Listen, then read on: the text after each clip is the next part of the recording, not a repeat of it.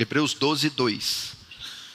Olhando firmemente, ou olhando para Jesus, o autor e consumador da fé, o qual em troca da alegria que lhe estava exposta, suportou a cruz, não fazendo caso da afronta ou da ignomia, está sentado à destra do trono de Deus. Mas mais uma vez, olhando para Jesus, autor e consumador da fé. Feche os olhos, vamos orar mais uma vez. Querido Jesus, diante do Senhor, do seu santíssimo trono nos colocamos. E eu venho diante de Ti, como um sacerdote, para mediar, Deus, as necessidades do Teu povo. E como pastor, eu rogo por essa congregação, por esse culto essa noite, para que haja demonstração de graça e de poder, urgentes, necessárias. Como há, Deus, um desejo de demonstração de poder, de prodígios. Como temos visto o reino das trevas avançar e tripudiar sobre o Teu povo. Chegou a hora do Teu povo se erguer com alarido e voz de arcanjo, Senhor, proclamando o poderoso evangelho na virtude do Espírito Santo. Começa isso, derramando graça sobre nós. Faz Teu reino avançar. Receba a glória para si, Senhor. E nos conforma à imagem do Seu Filho. Em o nome de Jesus. Amém. Presta atenção aqui no que nós vamos falar. Gostaria que você abrisse seu coração, que você ficasse atento para o ensinamento que eu vou dar a você. Presta muita atenção no que vamos ouvir. Nós vivemos em um mundo carente, ok? O ser humano é um ser carente. Nosso século, e quanto mais ele se avança, mais tecnologia ele possui, mais sofisticação, mais modernidades nós encontramos em todas as áreas. Há um progresso tremendo nas ciências, há um avanço científico tremendo, há um avanço na medicina, na tecnologia, proporcionando prazer e conforto ao nosso século como nenhum outro. Nós temos acesso às iguarias do rei, temos acesso aos produtos mais sofisticados que nenhuma outra era pôde produzir, para trazer ao homem contentamento, prazer, satisfação e gozo, no intuito de trazer paz, alegria a esse homem. Todavia, apesar de nós contemplarmos o avanço tecnológico, o avanço científico, o avanço médico, e temos acesso a coisas que os nossos antepassados jamais sonhavam ter, nós somos uma geração carente, vazia, sem identidade. A nossa geração é assim. O homem atual é um homem carente, vazio. Ele não se encontra. Então parece que quanto mais parafernália tecnológica sofisticada ele consome, mais vazio, mais perdido, mais sem identidade ele fica. E mais carente ele se torna. Por isso o homem moderno é insaciável.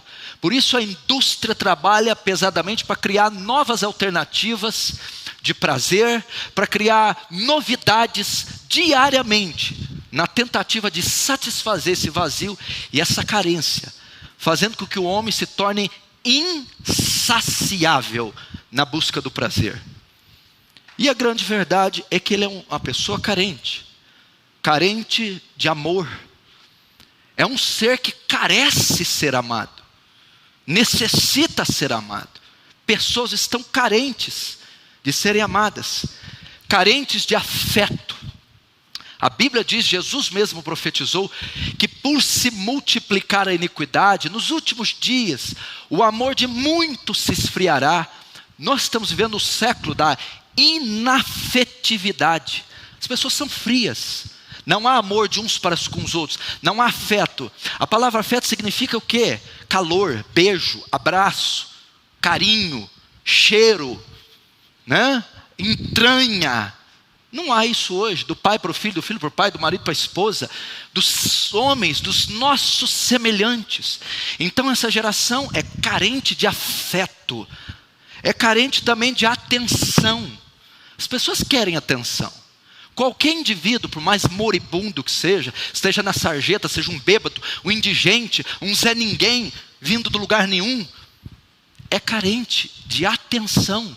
Ele quer ser ouvido, ele tem uma história, ele quer se pronunciar, ele quer que as pessoas o ouçam, ele quer contar o seu caso, ele quer se mostrar a sua existência. Então o ser humano é carente de atenção. Talvez você entrou aqui e é a perfeita descrição. Quer atenção, quer ser ouvido, quer contar sua história, quer demonstrar seus valores, seus talentos. Talvez você entrou e é necessitado de amor, quer ser amado, ou quer afeto. Talvez você vê os pastores abraçando, beijando uns aos outros discípulos, e como eu queria um abraço apertado, caloroso do pastor, como ele faz com alguns, sabe? Como eu queria a atenção que ele dá para alguns.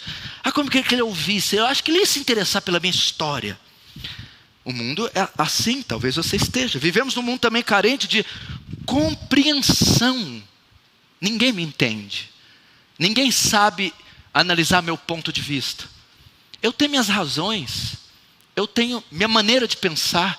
Eu só gostaria de ser compreendido, entendido. Todo mundo pensa que eu vivo no mundo da lua, que eu sou um extraterrestre. Não, eu só tenho uma maneira diferente de pensar. E eu gostaria de ser compreendido. É um mundo carente de cuidado e provisão. Quem não tem necessidade? Quem não tem crise? Quem não está sendo hostilizado, perseguido, abandonado, com dívidas, com problemas? É um mundo que carece de cuidado e provisão. Todos têm uma certa crise, uma certa falta, uma certa dificuldade, e queriam ser cuidados, ser providos. E nós formamos uma sociedade carentes dessas coisas. E o que acontece? Entra em cena o advento da igreja. Presta atenção para você ver onde eu vou chegar. Do Evangelho, a igreja de Cristo, a comunidade dos santos, a assembleia do povo de Deus. Isso quer dizer igreja, eclésia, assembleia dos santos, reunião do povo. A igreja é edificada sobre a terra. A coluna e baluarte da verdade. Não está mais ali apagado. A coluna e baluarte da verdade. Ela está aqui. A igreja, está escrito na carta de Pedro, que através da igreja a multiforme sabedoria de Deus é conhecida de principados e potestades. Como Deus é reconhecido na terra, quer pelo governo, quer pelo mundo das trevas, pela igreja. A coluna e firmeza da verdade. Qual que é o objetivo da igreja? Avançar o reino de Deus, pregar o evangelho, salvar pecadores. A igreja entra nesse processo de carência. E o que acontece? Muitas pessoas vêm à igreja, são atraídas à igreja, atraídas ao templo, atraídas ao culto. Muitas pessoas vêm a Cristo, muitas pessoas se batizam, muitas pessoas vêm aos cultos, muitas pessoas fazem uma aliança com a igreja, mas elas são atraídas pelo motivo errado. Elas vêm por conta da sua carência. essa carência, nas áreas que eu descrevi, é o que atrai as pessoas. Realmente a igreja é uma clínica da alma. Realmente a igreja é um ambiente acolhedor, ela acolhe pessoas. A igreja manifesta amor, ela ama pessoas. A igreja, ela alimenta pessoas. Ela tem provisão, ela tem uma parte social que alimenta o faminto, veste o nu, visita o enfermo. É um ambiente acolhedor, é um ambiente que traz provisão, ama e acolhe os indivíduos. E o que acontece? Invariavelmente, os homens tendem a nutrir uma dependência de outros homens. Os homens tendem a nutrir uma dependência de outros homens e não de Deus.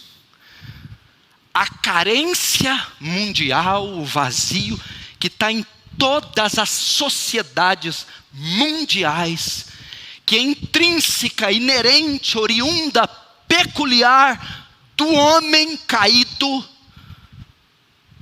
é o que o atrai para a igreja.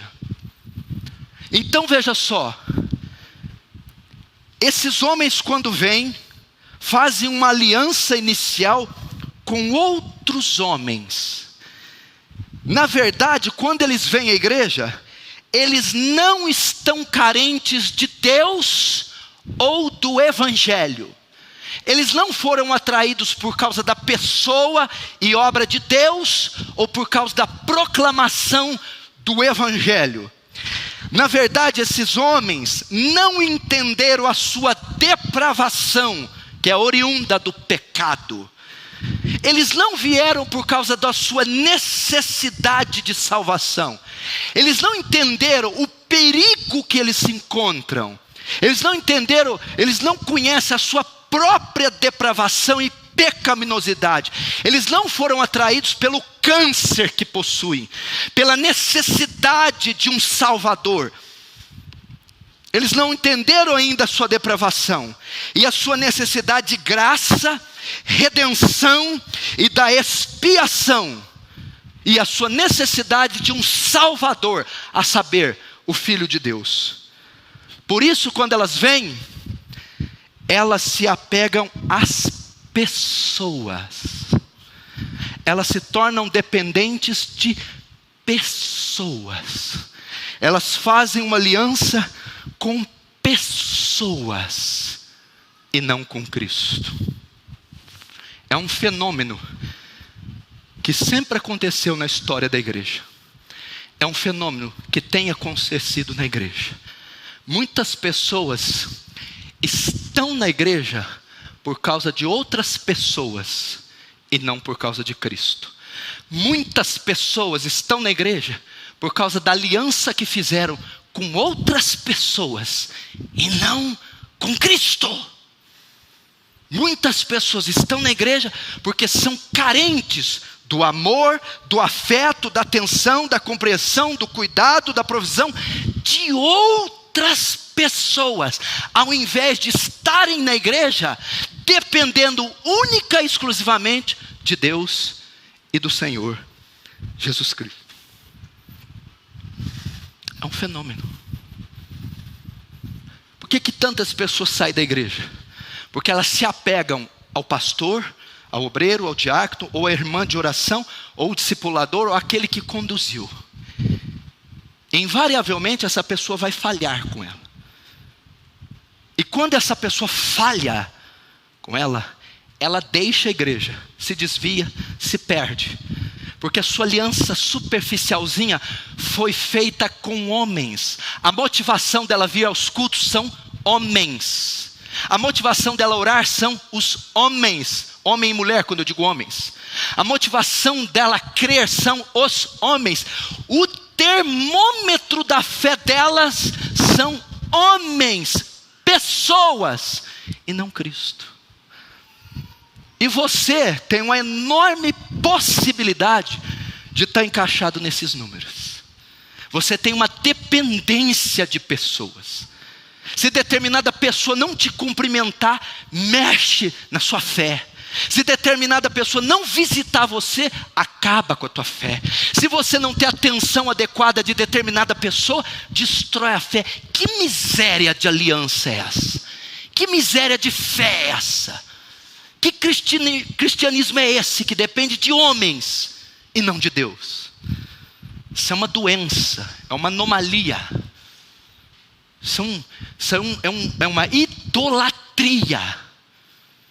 Eu não venho, meu irmão, eu congreguei numa igreja há 7 anos, escuta aqui, 7 anos. Em 7 anos, nenhum pastor, nenhum obreiro, ninguém nunca visitou minha casa. Em 7 anos. Em 7 anos eu nunca recebi uma cesta básica, não recebi R$1 para pôr gasolina, uma Bíblia, um folheto, nenhum patrocínio da igreja. E era o maior evangelista da igreja. Nunca recebi. Nunca recebi nada, nunca tive elogios, nunca tive nada, nada. Tinha 5 cultos na sede e 2 no núcleo do Portinari. Sabe quantos eu ia? 7. Eu ia 5 no centro, 2 no Portinari. Eu frequentava 7 vezes por semana. Não tinha nenhuma preocupação com ninguém. Eu não queria saber que louvor que ia cantar, que pastor que ia pregar, quem iria pegar na minha mão, não. Eu sabia que naquele lugar a sabedoria de Deus estava sendo anunciada. Eu sabia que naquele lugar Deus se fazia presente pelo Espírito Santo. Eu sabia que a água da vida ia jorrar e eu poderia beber. Eu sabia que o pão do céu desceria e eu fartaria minha alma. E isso era suficiente para o vento com os homens. 7 anos, sem nenhuma assessoria, sem nada. Por quê? Porque eu estava olhando para o autor e consumador da fé. Em momento nenhum eu criei qualquer dependência sobre homens. E você precisa aprender isso. Elas se tornam dependentes, fazem alianças com pessoas. Deixa eu perguntar para você, qual a sua motivação de vir a essa igreja? Qual a sua motivação de ler a palavra? Qual a sua motivação de orar? O que mantém você de pé? Quantos apertos de mão você recebe? Quantas visitas pastorais você recebe? A atenção que você recebe de determinada pessoa? Ou o que Cristo fez por você na cruz? Ou a obra que ele diz, tetelestai, está consumado. Não é suficiente a morte e a ressurreição dele? Você precisa de uma muleta, de um aparato?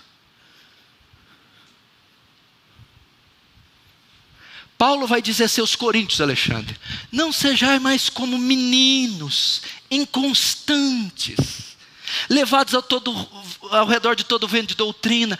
Isso é coisa de menino, inconstante. Fizeram um comentário ali, não vão mais na igreja. Não pegaram na minha mão, não vão mais na igreja. Chamei para jantar, não veio, não vão mais na igreja. Então não vai mais na igreja. Porque se você quer a glória dos homens, o lugar está errado. Você quer a glória dos homens, vai na Câmara dos Deputados. Aqui não, meu filho. Você veio honrar um Deus invisível que se faz presente na pessoa do Espírito Santo. Aqui que ele escreveu aos Hebreus, olhando para ele. Ele quem? Jesus, autor e consumador da fé. Qual é a sua motivação? Essa dependência humana é fatal dentro da igreja. Olha o que diz 1 João, presta atenção. Capítulo 1, verso 3. João que está dizendo, o que vimos e ouvimos, isso vos anunciamos, para que também tenhais comunhão conosco. O que quer dizer ter comunhão conosco? Para que partilhem da mesma glória que possuímos. Porque a nossa comunhão é com o Pai e com o seu Filho, Jesus Cristo. João está escrevendo aos cristãos. Ele está dando uma recomendação, dizendo assim, prestem atenção. Ele está querendo livrá-los do gnosticismo. Quando ele diz a nossa comunhão com Deus, ele está ensinando duas coisas: a encarnação de Jesus e a pessoalidade de Deus. É um atributo, a pessoalidade de Deus. O que é isso? Quando Deus escreve lá em Gênesis 2, façamos o homem a nossa imagem e semelhança, o termo usado ali é Elohim. Elohim, um Deus pessoal, faz seres pessoais. O que significa ser pessoa? Pessoa significa ter vontade, pensamento e sentimento. Deus tem vontade, pensamento e sentimento. Tá, o que significa ser pessoa? Significa que Deus é relacionável.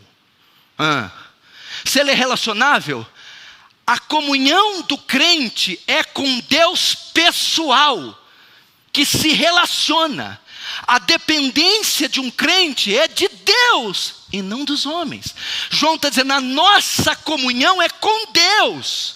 A nossa comunhão é com seu Filho. Ou seja, a nossa dependência é de Deus. A nossa carência é por Deus. É o que ele está ensinando. Quando ele diz João 1,5, Deus é luz e nele não há treva alguma. O que significa Deus ser luz? Significa que Deus não está obscuro, Deus não está oculto. Deus ser luz significa Deus se revelou. Deus existe, é uma pessoa, está presente. Logo, você tem que depender dele, tem que fazer uma aliança com ele, tem que ter comunhão com ele. É isso que o texto está dizendo.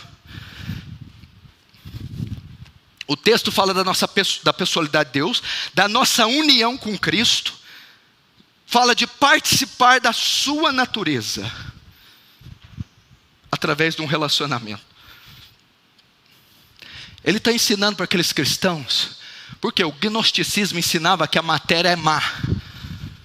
Então um Deus Espírito que é santo não poderia se comunicar com homens de carne, de matéria má.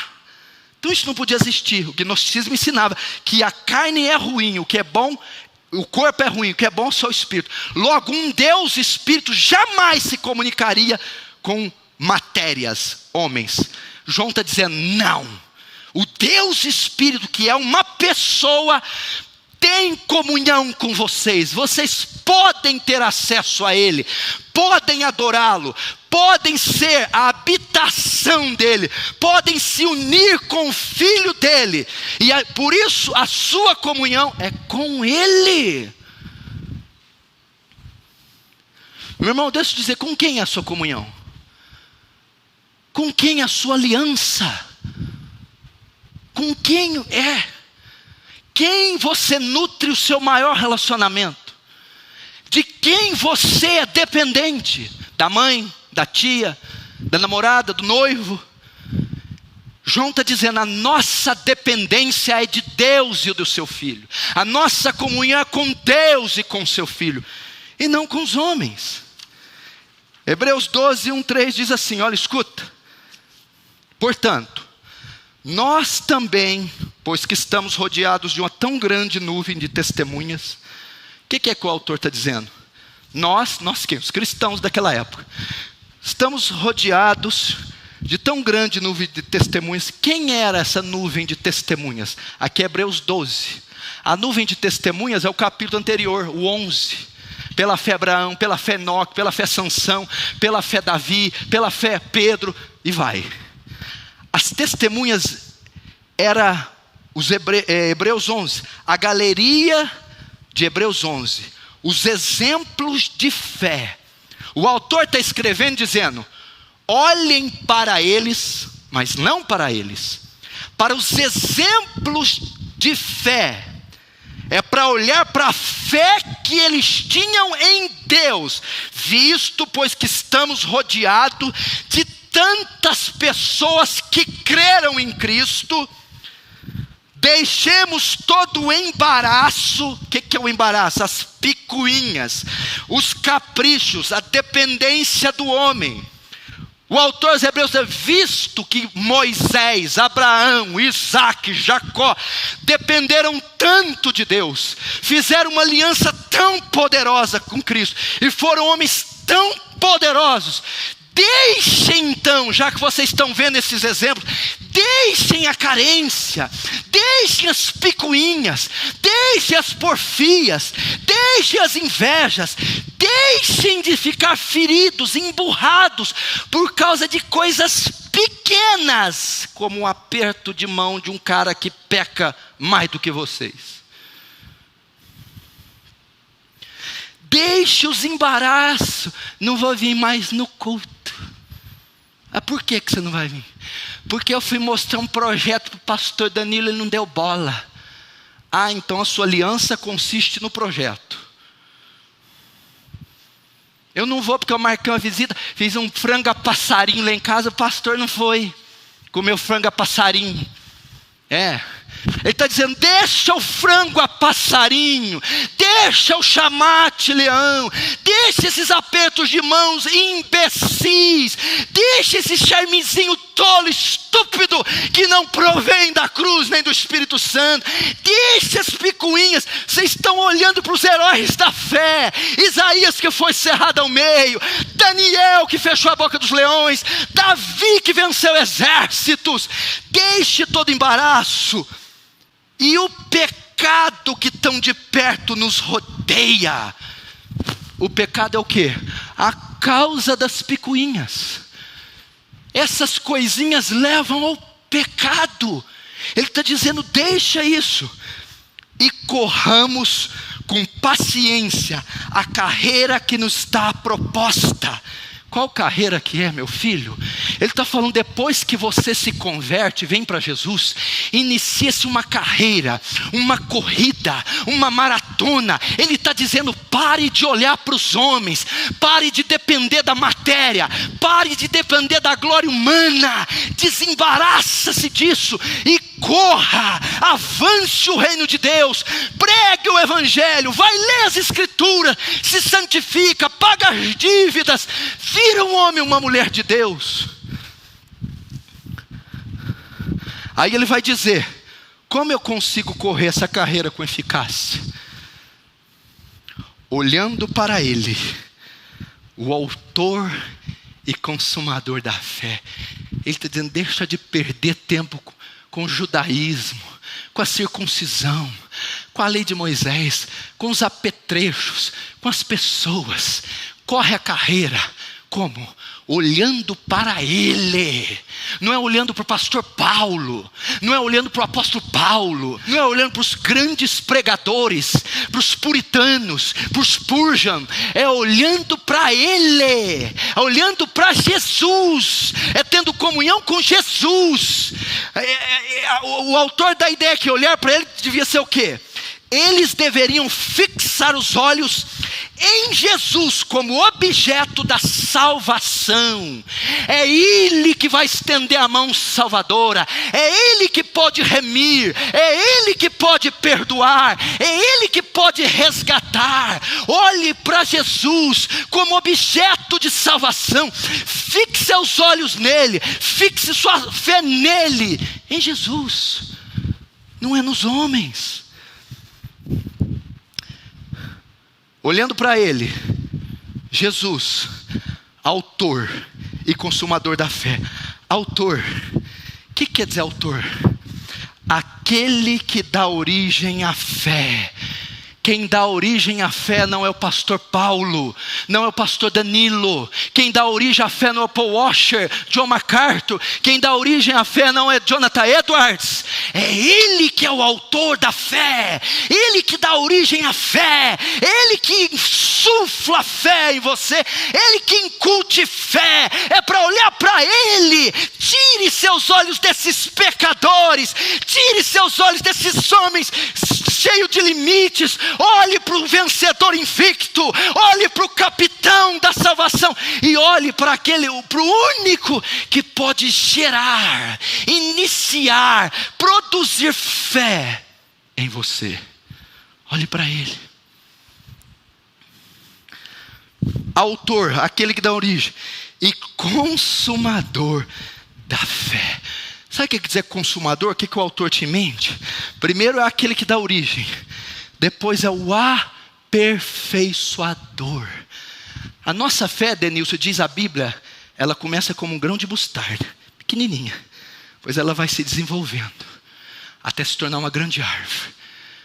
É por isso que a tua fé não se desenvolve, não cresce, porque os teus olhos estão voltados para os homens.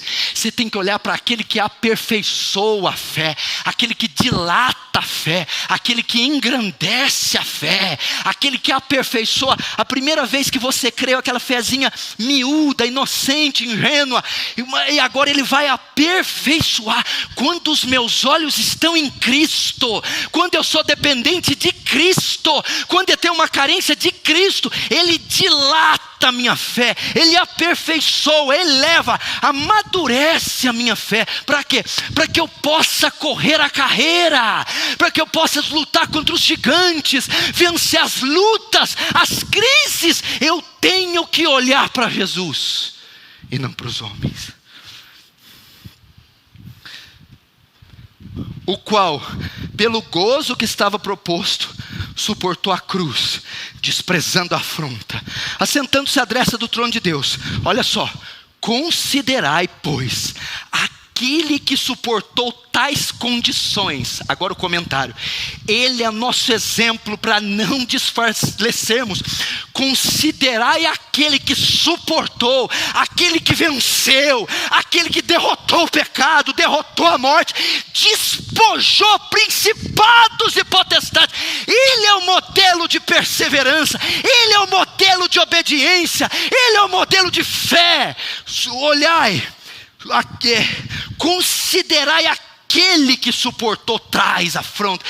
Quem suportou? Não foi eu, não foi os apóstolos, não foi a sua tia, não foi a amiga da igreja, foi Cristo que suportou tais contradições dos pecadores contra si mesmo, para que não enfraqueçais, desfalecendo em vossos ânimos.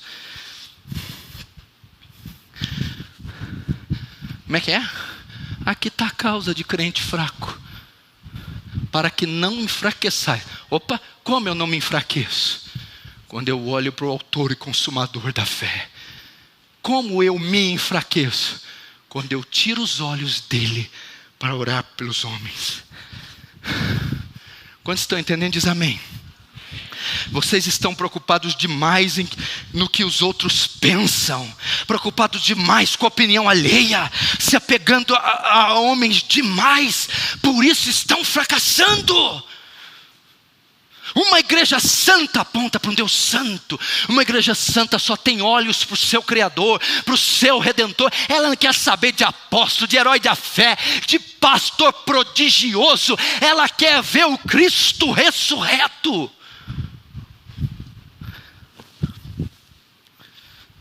Preocupação demais com homens.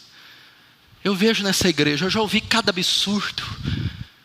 Irmã, está firme para ir para o céu? Eu vou grudado na sua perna, Jesus. Se você for grudado na minha perna, é perigoso você ir para o inferno.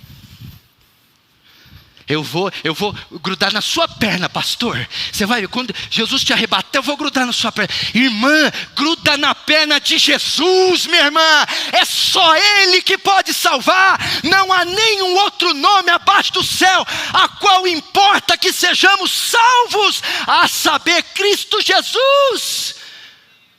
Gruda no pé de Cristo, se agarra em Cristo. A mulher do fluxo de sangue, ela tocou na orla, não foi de Pedro, não foi de André, Tiago, foi na orla do manto de Jesus. Pastor Paulo não tem nada para te oferecer, a não ser pecado, nada. Tira essa burrice da sua cabeça.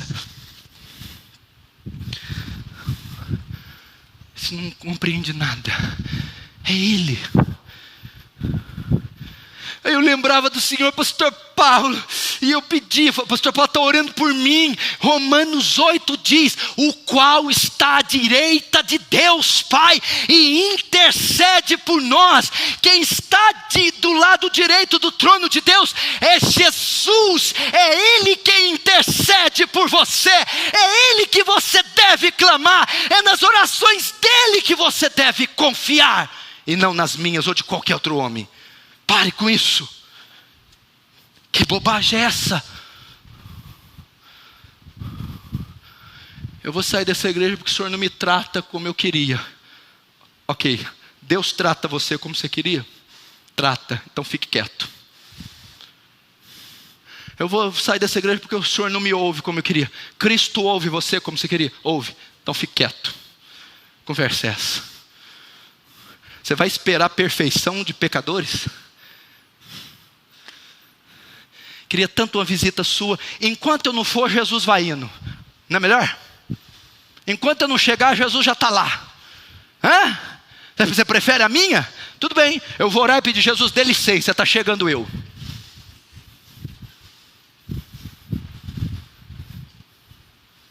Ah, mas é porque quando o Senhor vai, quando eu vou o quê? A geladeira esvazia. Aí é verdade. Aí tudo bem. Principalmente quando eu levo os obreiros. Está entendendo? Para com esse negócio. Salmo 34, 5. Olha aqui. Olharam para ele. Para ele quem? Quem que é esse ele aqui?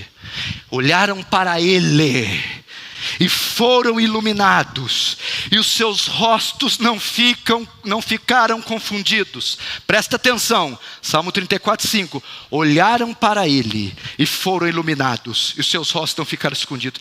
Será que não é por isso que você vive em trevas? A Bíblia diz que eles estavam na escuridão, olharam para ele e foram iluminados, clareados, esclarecidos. Será que não é por isso que você está em trevas? Anda em escuridão porque você está com os olhos nos homens, está dependendo de homens, está esperando nos homens, e nenhuma luz raia, nenhuma luz brilha por você. Só é iluminado quem olha para Cristo. Iluminados aqui significa o quê? Olharam para eles e receberam direção, instrução. Quando se olha para Jesus, se tem discernimento. Deus instrui aquilo que eu tenho que fazer, dirige, me dá discernimento. Olharam para eles, foram iluminados, esclarecidos, foram instruídos. Aquele que tem aliança com Deus, aquele que tem um pacto com Deus, aquele que tem a sua carência e dependência de Deus e não dos homens, esse sabe para onde ir, esse é iluminado por Deus, esse tem direção. Olharam para ele e foram iluminados, e os seus rostos não ficaram confundidos. Confundido aqui é envergonhar, ser humilhado. Quanta gente dentro da igreja sendo humilhada, confundida, passando vergonha. Será que não é por causa disso? Você depende dos homens, carece de homens, tem um vício, uma idolatria com homens, e vive envergonhada, humilhada, lambuzada na lama do pecado. Tire os olhos das pessoas, das coisas. Olhe para Ele que você será iluminada. Olhe para Ele que você não será confundido. Olhe para Ele que você vai ter direções específicas. Olhe para Ele.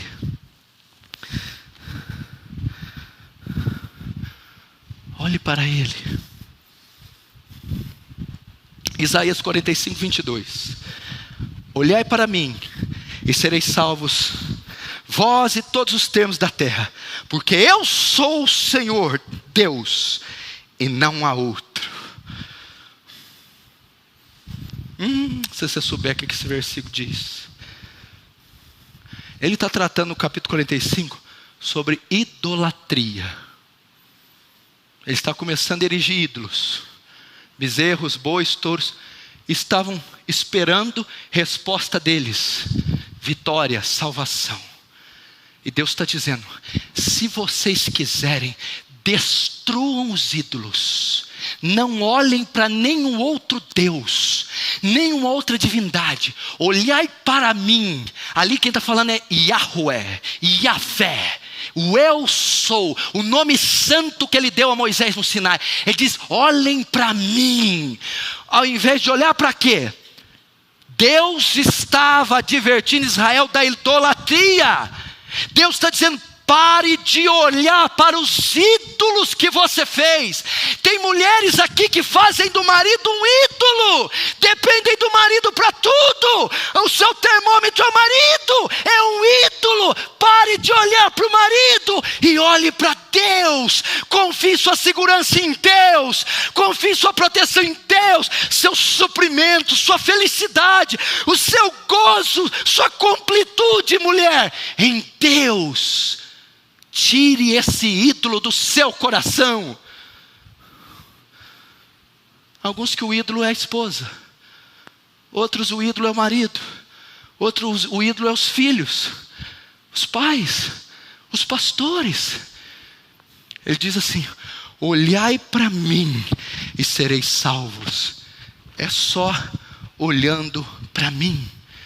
É só dependendo de mim. Quando diz olhar para mim, está dizendo: olhai para a minha palavra, olhai para o meu filho, olhai para o seu sacrifício na cruz, olhai para as minhas promessas, olhai para os meus atributos.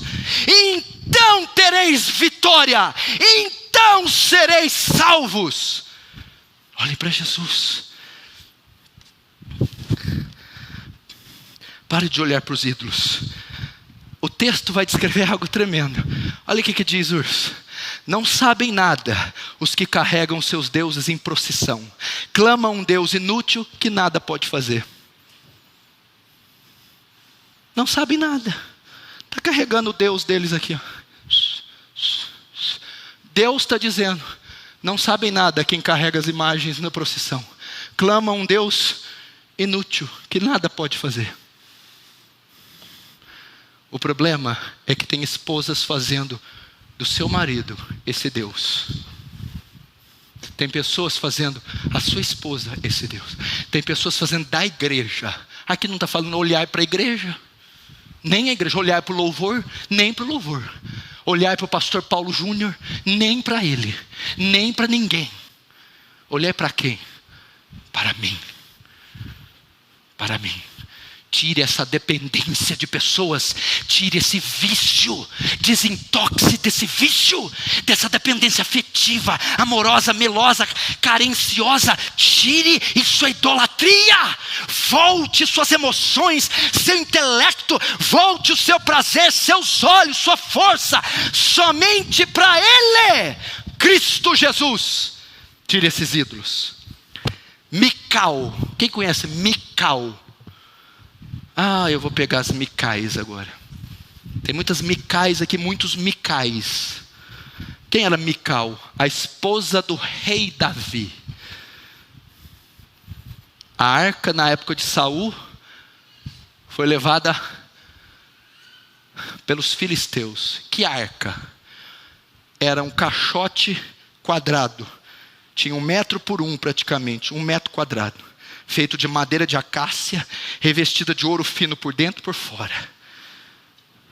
A tampa da arca chamava propiciatório. Tinha 2 querubins feitos de ouro batido, uns olhando um para frente do outro. Dentro da arca estava a vara de Arão que floresceu, as tábuas do concerto, só isso que estava, as 2 tábuas de Moisés, dos 10 mandamentos, e o maná escondido. Tinha 4 argolas na arca, 2 de um lado e 2 de outro. 2 hastes de ouro. E só os levitas podiam levar ela no ombro. O que representava essa arca de ouro? Ela é símbolo da Shekinah de Deus, da presença de Deus. Onde estava a arca significava que a glória de Deus, a presença de Deus, a majestade de Deus estava lá. Saul pecou, foi um rei profano, horroroso. A arca foi tomada significando que a presença de Deus saiu de Israel. Saul morre, entra um rei espetacular, Davi. A primeira coisa que Davi tenta: eu vou trazer a arca de volta, símbolo da glória e da presença. Então ele sai para buscar a arca e volta. Quando a arca chega em Jerusalém, ele começa a saltar, pular e tira o manto real e fica como um escravo. Mical está em cima da janela do palácio olhando Davi e ela despreza Davi. Vamos ver, fica vendo. 2 Samuel 6, 12 e 21. Foi, pois, Davi e trouxe a arca de Deus para Jerusalém. E Davi saltava com todas as suas forças diante do Senhor. Estava Davi cingido de um éfode de linho. Era uma roupa grosseira. Ó, escuta. Sucedeu que entrando a arca da aliança na cidade de Davi, Mical, esposa de Davi, filha de Saul, estava olhando pela janela. E vendo ao rei Davi, que ia saltando e bailando diante da arca, desprezou no seu coração Davi. Por que Mical desprezou Davi? Presta atenção. Meu irmão, fazia anos que a arca não estava em Jerusalém. A arca está entrando, é a glória, a presença de Deus. Mical não estava preocupada com a presença de Deus. Ela estava preocupada com o seu marido. Ela estava preocupada com o que Davi pensava, com o que Davi achava, qual a opinião que Davi tinha sobre ela. Em momento algum, Mical se entusiasmou pela entrada da arca. Em momento algum, Mical percebeu a presença da arca. São as pessoas que têm os olhos voltados para o homem. O que me importa, na verdade, sabe o que aconteceu? Mical sentiu ciúme de Davi da arca. Mical dizia: ele não pode ser mais de Deus do que de mim. Ele não pode gostar tanto dessa arca mais do que de mim. São as pessoas que não têm olhos para Deus. Estava acontecendo um fato inédito. A glória de Deus estava entrando. A arca foi trazida. A presença de Deus chegou. Mical não estava nem aí. Eu quero saber de Davi. Eu dependo de Davi. O que me importa é Davi. O que Davi acha? O que Davi pensa? Eu quero a atenção de Davi. Eu quero o amor de Davi. Eu quero a presença de Davi. Ela ignorou a entrada da arca. Tem pessoas assim. Não tem a menor importância o que Deus acha, o que Deus pensa, o que Deus faz. Não tem temor a Deus. É tudo centrado no homem. Mical era dependente de Davi e não da arca. Mical adorava Davi e não a arca. Mical amava mais Davi do que a arca. É assim para as pessoas. Não importa o culto, não importa a palavra, não importa o temor, importa se os homens vão me honrar, se os homens vão me preencher, se os homens vão me suprir. É Mical. Ela queria a atenção de Davi, ela ignorou a arca. A arca não importava para ela, e sim Davi. Ela ficou com ciúme. São os maridos que se tornam ídolos. Tem alguma Mical aí? Diz amém.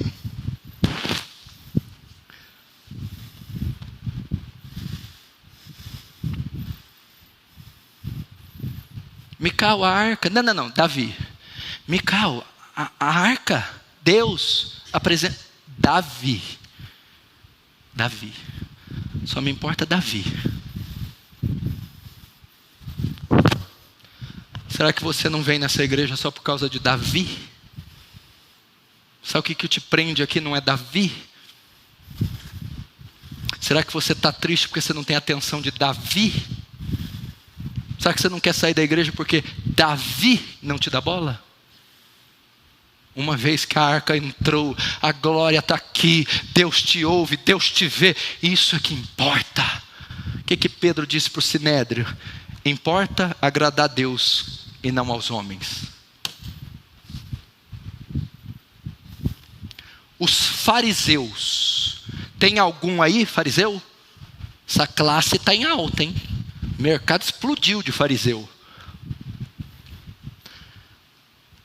Os fariseus, essa é a manifestação mais clara, ela não precisa de interpretação. Eu vou ler, todo mundo vai entender. Mateus 24, 23, 4, 7, escute só. Pois os fariseus, vocês atam fardos pesados e difíceis de suportar, e os colocam nos ombros dos homens.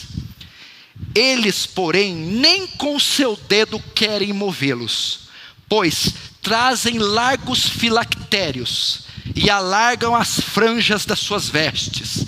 Amam os primeiros lugares nas ceias e as primeiras cadeiras na igreja. Amam as saudações nas praças e os serem chamados pelos homens de rabi.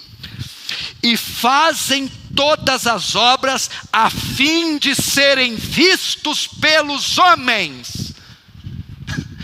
Isso consiste em ser fariseu.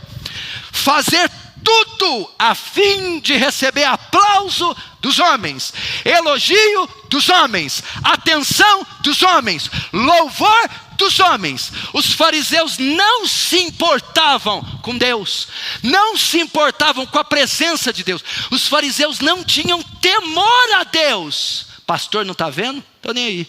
Meu pai não está vendo? Estou nem aí. Não estou perto da igreja? Estou nem aí. Os fariseus faziam tudo. Olha que coisa linda. Oravam em voz alta nas praças, liam a Torá 3, 4, 5 vezes por dia, tinham franjas longas que foi ordenado na lei de Moisés, filactérios que era colocado na testa, pequenas caixinhas com tiras de versículos em pele de cabrito. Sentam nas primeiras cadeiras da sinagoga, são homens religiosos, homens de oração, homens poderosos, santos, profetas, majestades. Jesus diz: vocês só fazem isso para ser visto pelos homens. Vocês só querem a glória dos homens. Vocês querem ver se tem alguém vendo para elogiar vocês. Esse é o termômetro de vocês. Se ninguém elogiou vocês, se ninguém viu, se ninguém vocês vão para casa tristes. Mas eles não se importavam em ofender a Deus ou não, em dar louvor a Deus ou não, em honrar a Deus ou não. Eles queriam receber o louvor dos homens.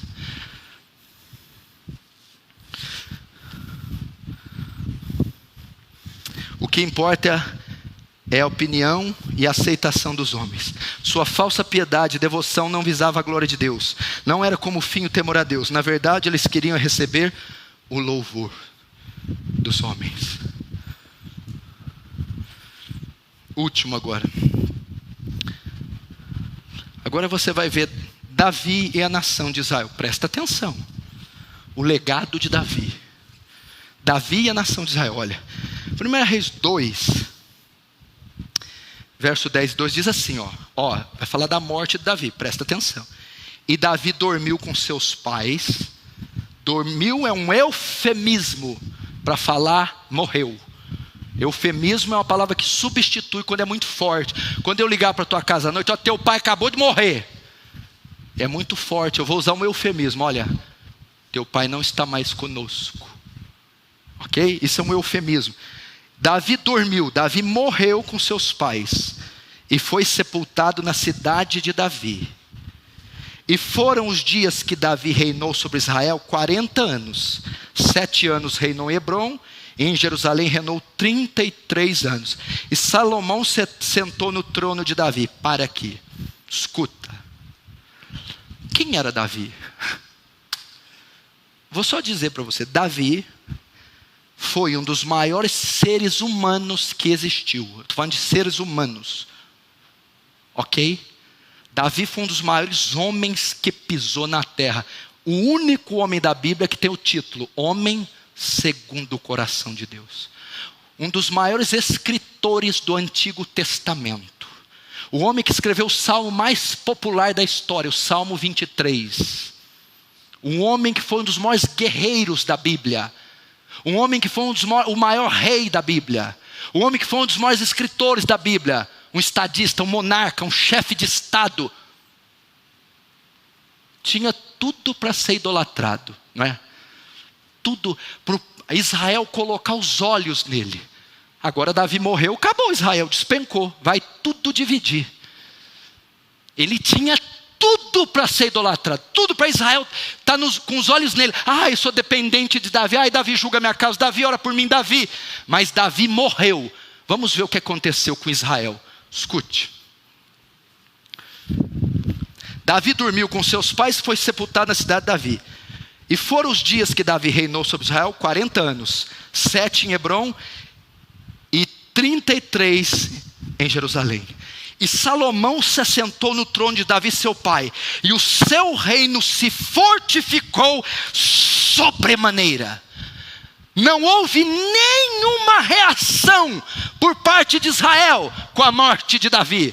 O reino não foi abalado, o reino não sofreu nada. Davi morreu, Salomão entrou no poder e o reino fortificou, progrediu. Ou seja, não tinha nem o israelita com os olhos fixos em Davi, nem o israelita dependente de Davi, e sim do Deus majestoso de Davi. Um homem notável, tinha tudo. Agora,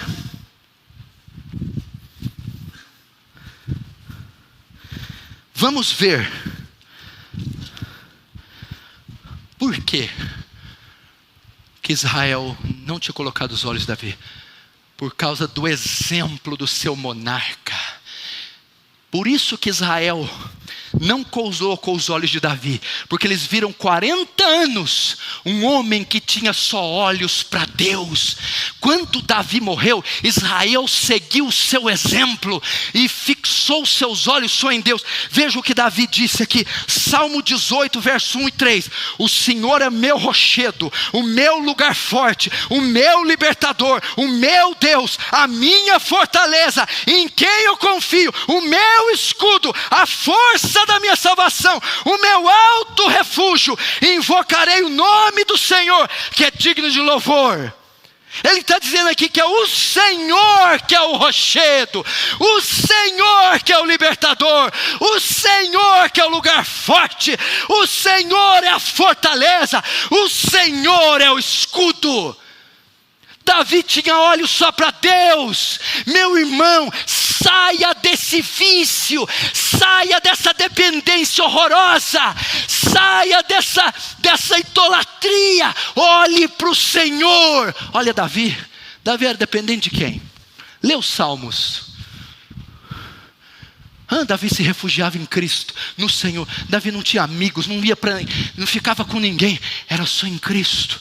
Olha só, Ele é a força da minha salvação, Ele é meu alto refúgio. Invocarei, não o pastor, a irmã, o primo, invocarei o nome do Senhor. Salmo 23, 1 e 2. O Senhor é meu pastor e nada me faltará. Não é o Paulo Júnior, é o Senhor que é meu pastor, é o Senhor que é meu guia, o Senhor é meu guarda, por isso nada me faltará. Salmo 27, 1. O Senhor é a minha luz e a minha salvação, a quem temerei? O Senhor é a força da minha vida, de quem me recearei? Note a dependência toda de Davi centrada em Deus, convergida em Deus, afixada em Deus. O Senhor e não é outra, a minha luz, o Senhor é a minha salvação, é a força da minha vida, a quem temerei? Salmo 25, 1 e 2. A ti, Senhor, somente a ti levanto a minha alma. Que é isso? Somente a ti elevo a minha alma. Só a ti. A quem você está elevando a sua alma?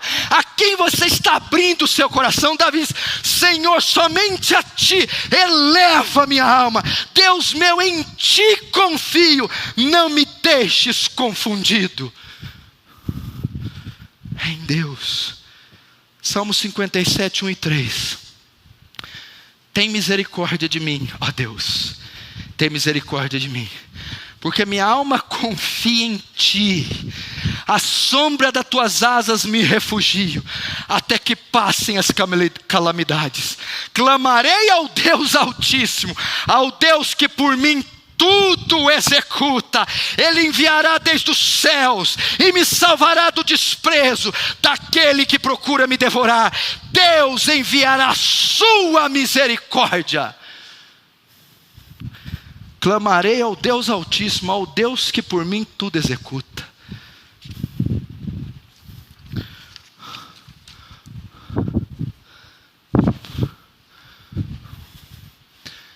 Olhe para Deus. Olhe para o Senhor. Olhe para Deus. Clamarei ao Senhor, o Deus que por mim tudo executa. Quantos estão entendendo? Diz amém.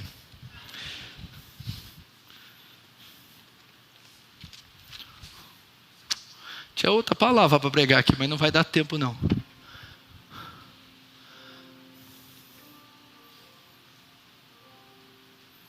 Olhe para Ele. Olharam para Ele e não foram confundidos. E os seus rostos olharam para Ele e foram iluminados. E os seus rostos não foram confundidos. Olhando para Ele, o autor e consumador da fé, Jesus.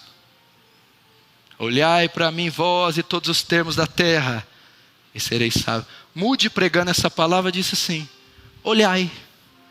Eu não disse pagai, eu não disse comprai, eu não disse movei. Eu só disse olhai. Olhai é só olhar para Ele. Olhe para Jesus. Olhe para Jesus. Porque a nossa comunhão é com Ele. Será que Ele vai te deixar na mão se você olhar para Ele? Será que Ele vai falhar, vai atrasar, faltou a força?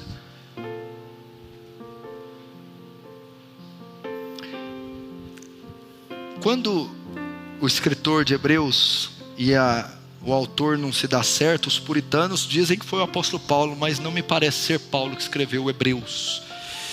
Quando o escritor vai falar do capítulo 12, visto que estamos rodeados de tão grande nuvem de testemunha, você olha ali a galeria dos heróis da fé em Hebreus 11, depois lê em casa Hebreus 11, você vai ver uma centena de homens e mulheres de Deus. Pela fé Raabe, pela fé Jefté, Baraque, pela fé Sansão, Abraão, Isaque, Moisés, pela fé Daniel, Isaías, Elias. Como que eles conseguiram virar o mundo de pernas para o ar?